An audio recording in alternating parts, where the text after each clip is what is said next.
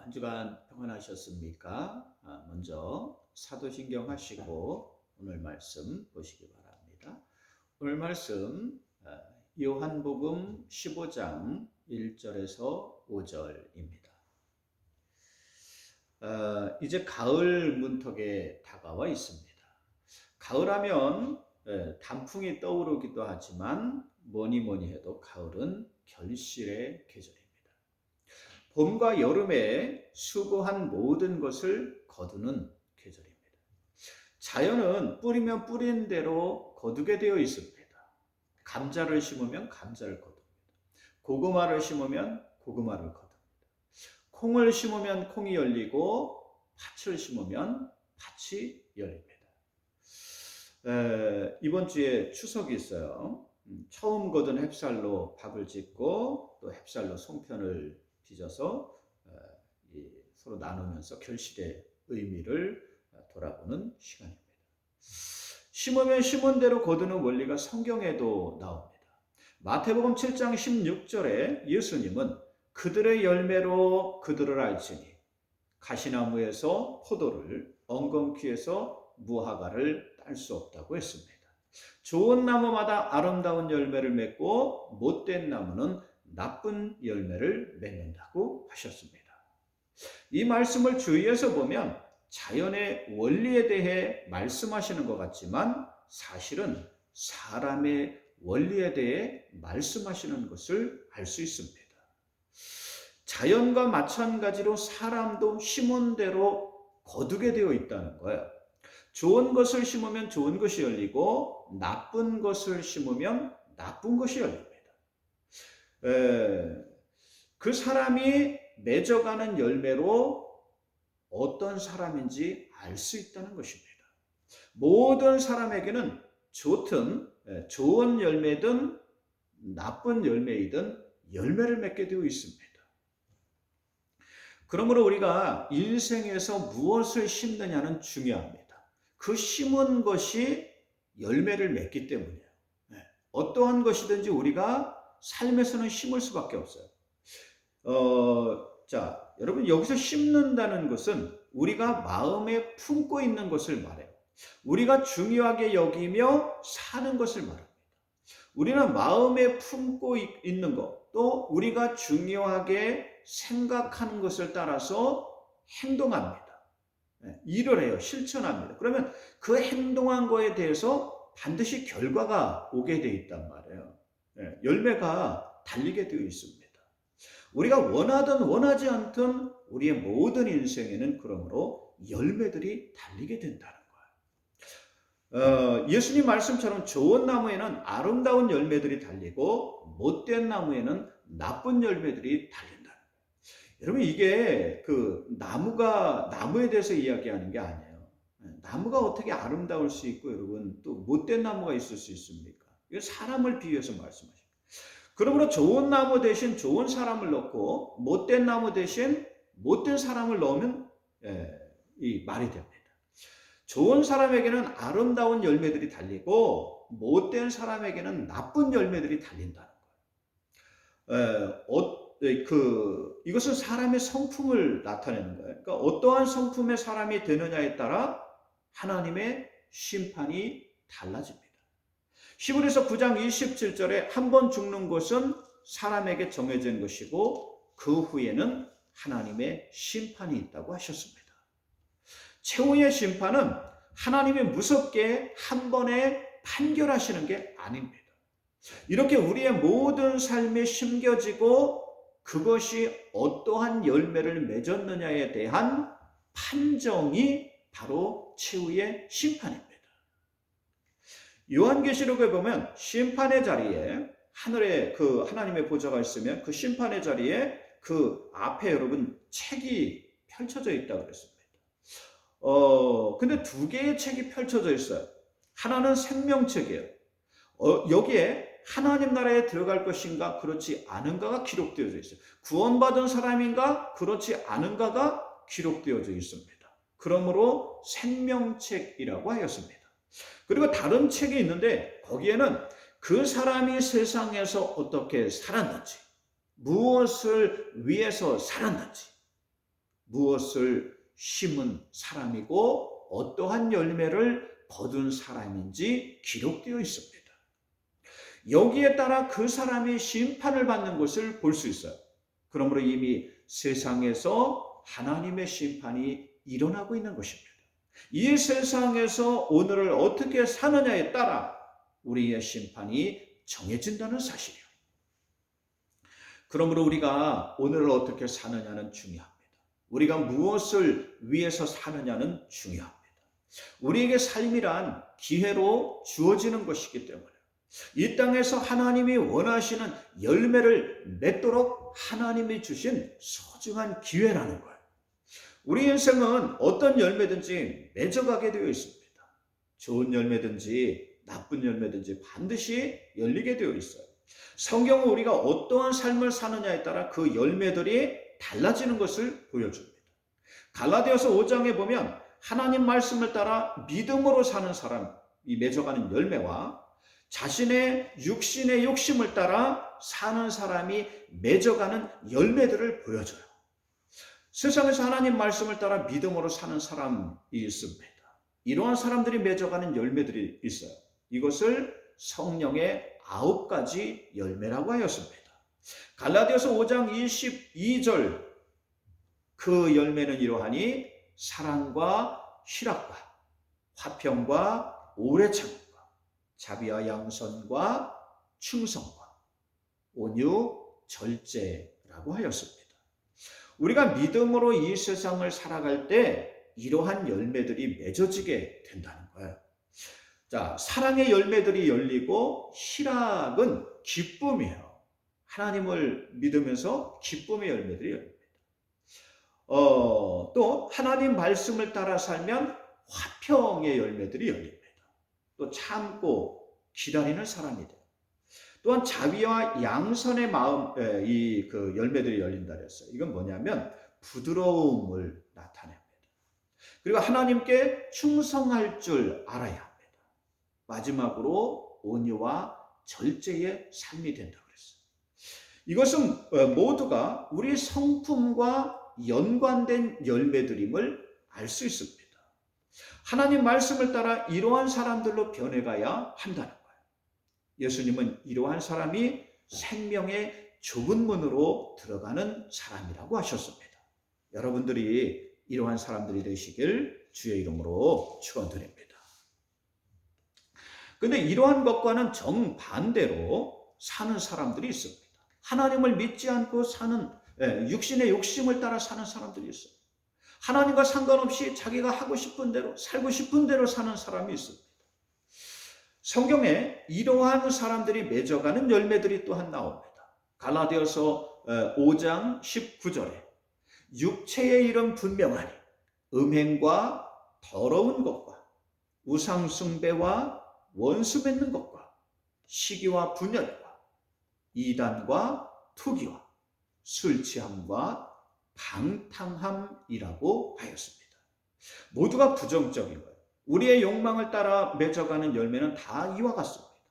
사람들이 무엇인가 대단한 일을 하는 것 같고 엄청난 일을 하는 것 같은데 그 결과는 다 이와 같다는 거예요. 여러분, 아인슈타인은 상대성 이론으로 핵을 개발했습니다. 세상에 대단한 일을 한 것 같아요. 그러나 이것이 핵무기로 이어지면서 그는 평생 자신이 개발한 핵에 대해서 반대 운동을 하다가 죽었습니다. 찰스 다윈은 진화론을 주장하면서 세상을 바꾸어 놓았다고 자부했어요. 그러나 오늘날에는 사람이 원숭이에서 나왔다는 말도 안 되는 가설일 뿐입니다. 독일계 유태인인 프란츠 하버는 독가스를 개발했어요.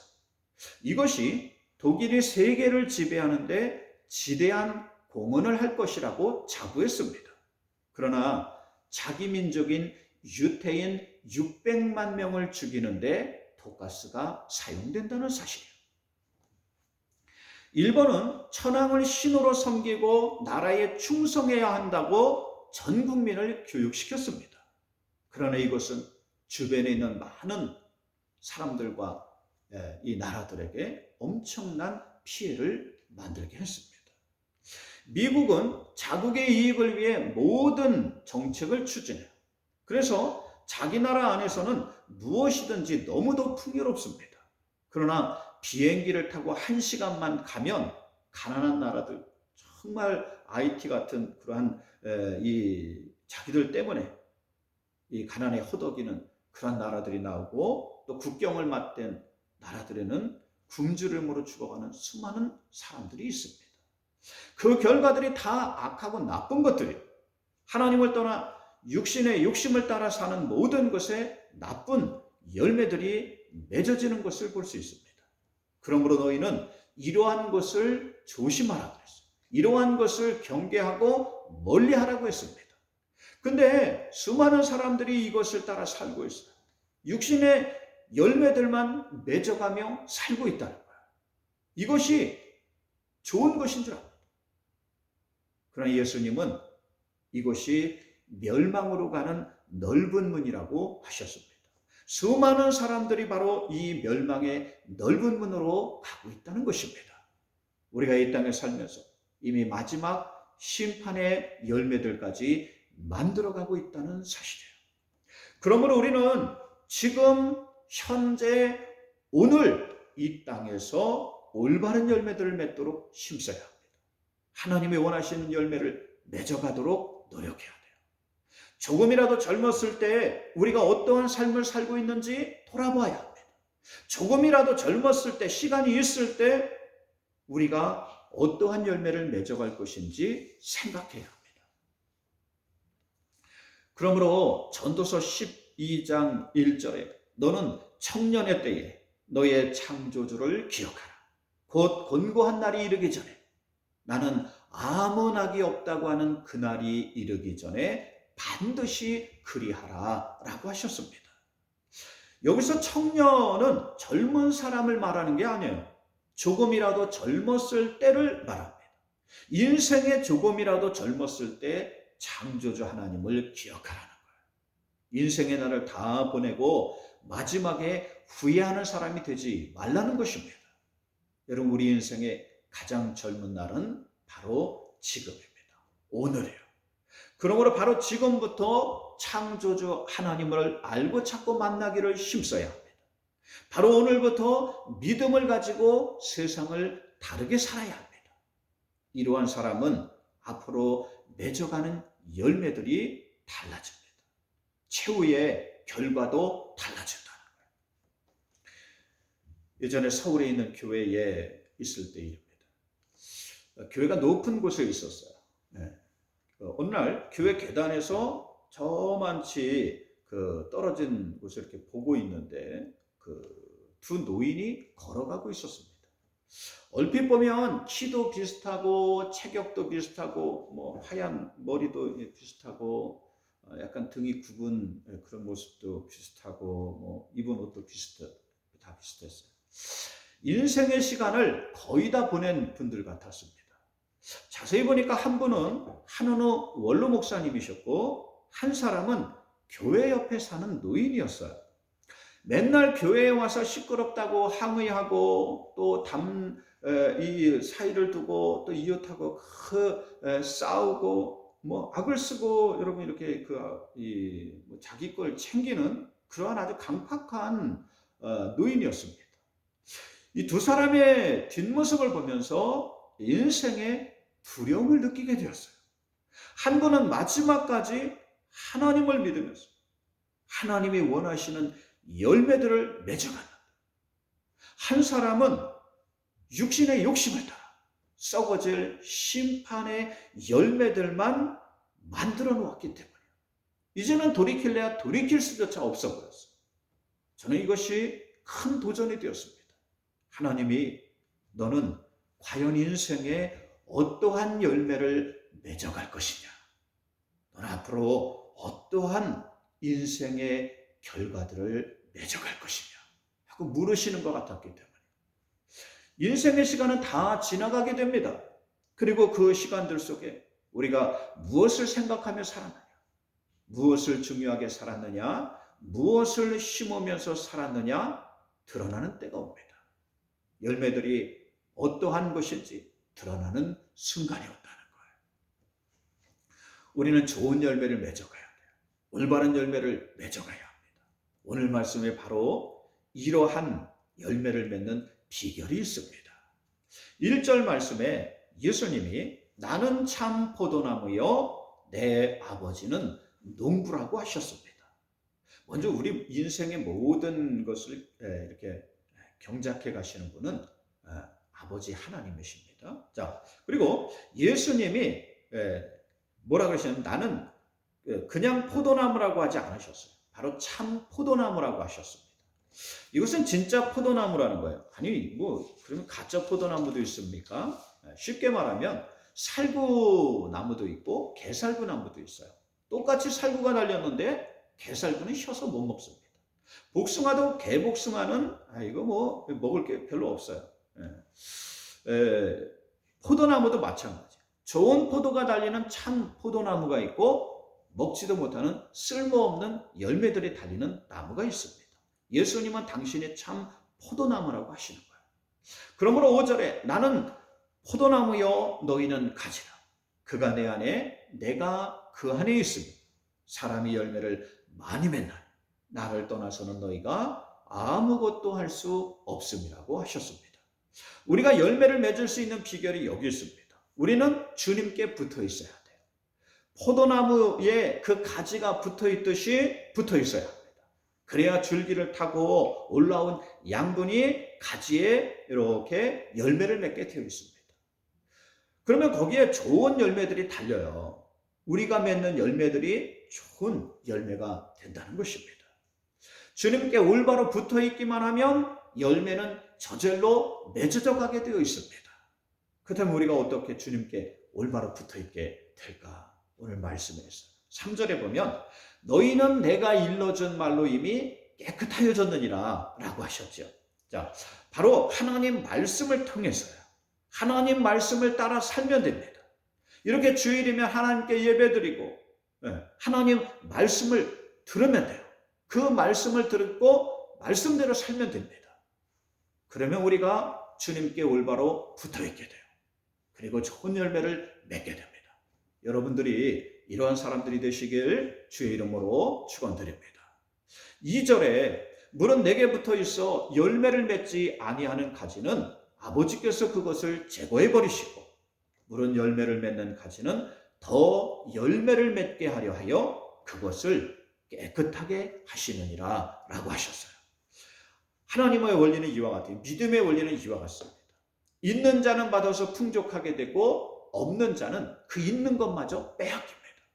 가만히 신앙은요 가만히 있는 게 아니에요. 주일날 여러분 오늘 주일인데 내가 하고 싶은 대로 예배도 드리지 않고 또 이렇게 그 세상의 또 일들도요. 이건 먼저 해야지 하나님의 일 뭐가 중요해. 이러면은 여러분 있는 것마저 다 빼앗기게 되어 있어요. 기회 있을 때 잘하라는 거예요. 열매 맺는 사람이 되라는 겁니다. 기회 있을 때 하나님이 원하시는 열매를 맺어가는 사람이 되라는 것입니다. 여러분들이 이러한 사람들이 되시길 주의 이름으로 축원드립니다. 하나님이 원하시는 열매를 맺어가야 돼요. 내 육신의 열매를 맺어가 봤자는 소용이 없습니다.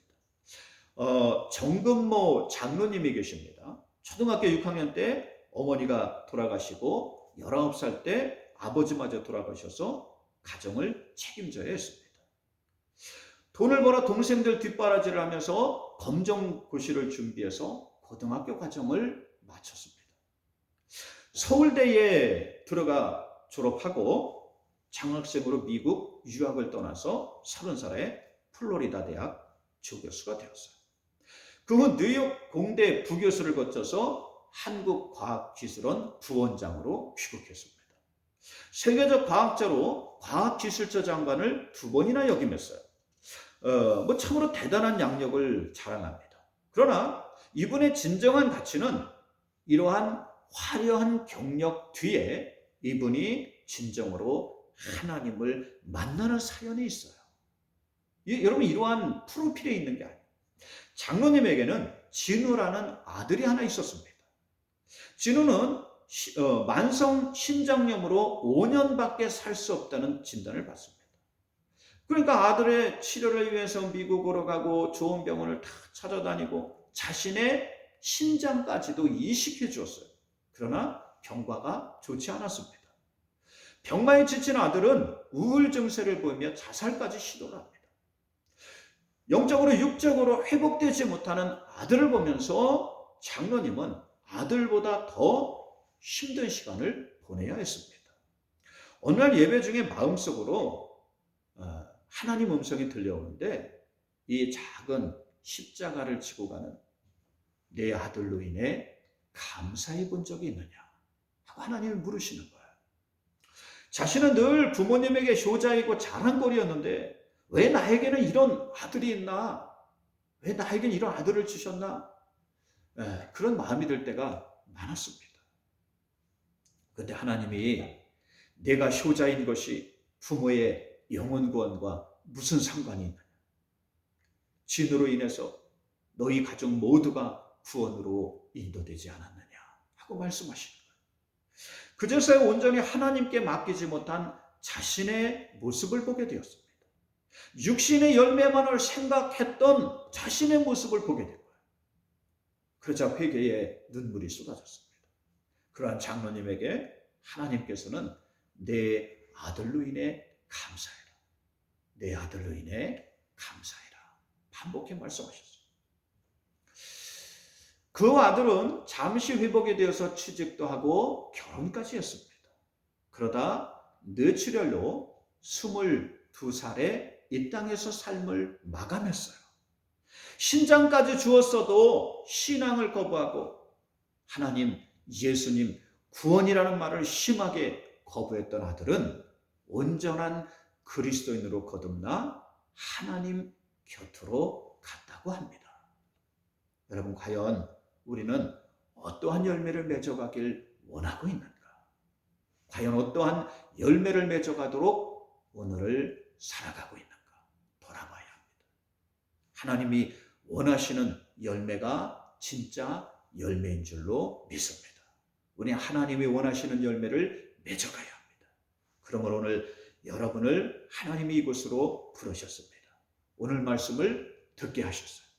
오늘 말씀이 여러분에게 주시는 하나님 말씀이 되시길 주의 이름으로 축원드립니다. 하나님 말씀을 따라 구원의 열매들을 맺어가는 여러분들 되시길 주의 이름으로 축원드립니다. 기도합니다. 하나님, 오늘 이렇게 방송으로 귀하게 하나님 말씀을 듣게 하심을 감사합니다. 늘 하나님 말씀을 따라서 살아가며 승리하는 저희 모두가 되도록 인도하여 주시옵소서. 예수님의 이름으로 기도 올리옵나이다. 아멘. 이번 주는 추석 명절이 있습니다. 잘 보내시고 그 다음에 이번 주 주일 추석 다음 날 김홍규 선교사님이 저희 교회에 오십니다. 오셔서 말씀 전하시고 또 선교 보고도 하게 됩니다. 여러분 추석 명절 잘 보내시고